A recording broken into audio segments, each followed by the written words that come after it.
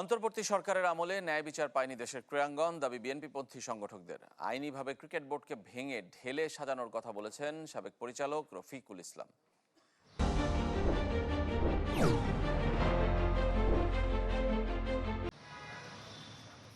রাজনৈতিক পট পরিবর্তনের সঙ্গে বদলে যায় দেশের ক্রীড়াঙ্গনের চিত্র। 2024-এ গণঅভ্যুত্থান পরবর্তী সময়েও এমন বাস্তবতা সামনে এসেছিল। 13তম সংসদ নির্বাচনে জয়ী হয়ে প্রায় 2 দশক পর সরকার গঠন করতে যাচ্ছে বাংলাদেশ জাতীয়তাবাদী দল। বিএনপির কাছে বেড়েছে ক্রীড়াঙ্গনের প্রত্যাশাও।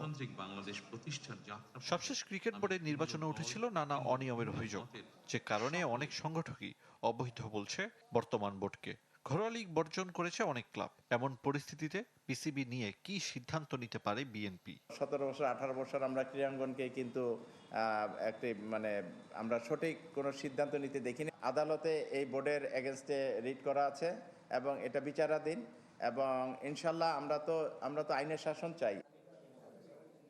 অনেকের ধারণা ছিল বিএনপি সরকার গঠন করলে ক্রীড়ামন্ত্রী হবেন সাবেক ফুটবলার আমিনুল হক। তবে ভোটের লড়াইয়ে হেরে গেছেন তিনি।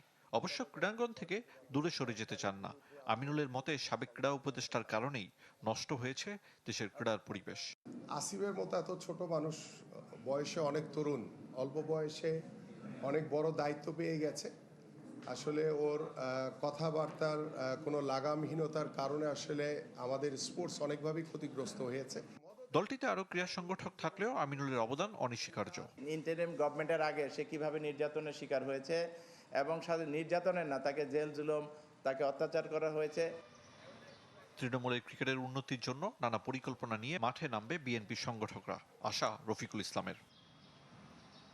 আরিফুল ইসলাম, চ্যানেল 24, ঢাকা।